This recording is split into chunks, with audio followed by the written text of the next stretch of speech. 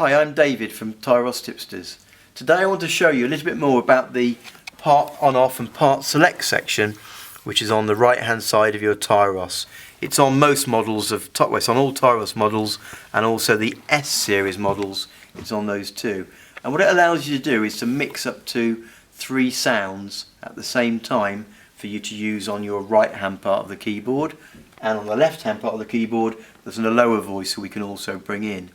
Now these are all going to come automatically when we're using the one touch settings and when we're using the music finder section.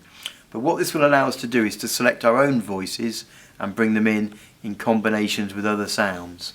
So come close to the section and we'll have a look at this. We've got in here right 1, right 2 and right 3 and our left hand voice.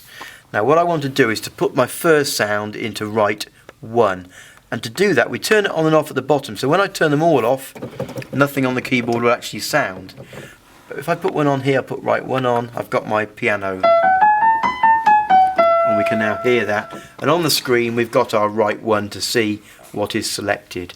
Now I want to put a flute into my first sound, so I'm going to make sure that the blue light is lit up above it. That means whatever we select will go into the section known as right 1. So let's go to my woodwind section. Onto the screen I'm going to choose my classical flute.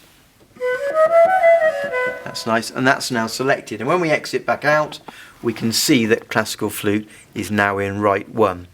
Now I want to add to that a second voice.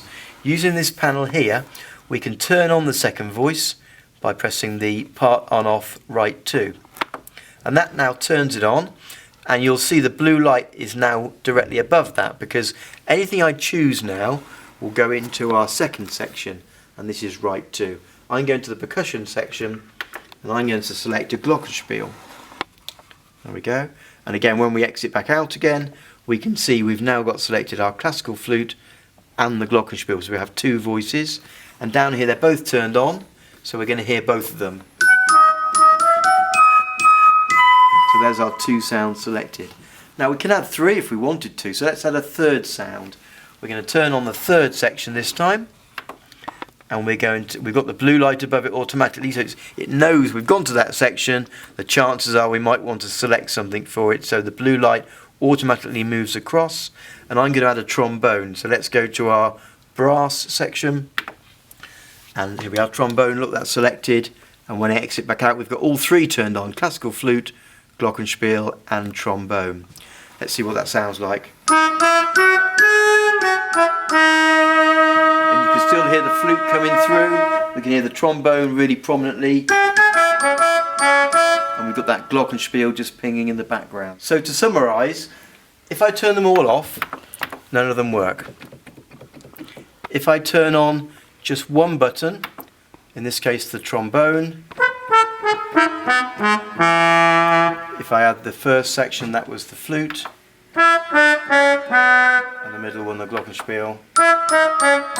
So we can turn them on and off very easily from these buttons, but also to select another sound for any section we have to make sure the corresponding blue light is on above it, because we can only be choosing a sound for one section at a time. So if we wanted to choose a sound for the first section, the blue light has to be on above it. If it was for the third section, we'll jump across to the third section, and it can only be in one place at a time, and that blue light is the key part to be selecting a voice for one of these sections. Now we have a lower one down here, the left, and that means that along with our chord sound we can have a lower voice to fatten out the sound. So even though we've got 3 already selected, we can go to maybe our left hand voice here, select, and choose the choir sound. And when we turn it on, it fattens out our chord sound. So as long as we've got this button down here on, that brings in our chord sound. And we've even got a hold, and this one is a very useful feature. If we press the hold button, it lights a green light up, and the lower voice, if it's a sound that continues, will actually stay on. Even if the chords have stopped, it just stays on continuously. And that will just fatten out what you're playing with that left hand sound to give you a nice permanent voice that stays on in the background. I hope you found all this useful. Any questions, do get in touch with us. We'd be pleased to help you. I hope you found that useful.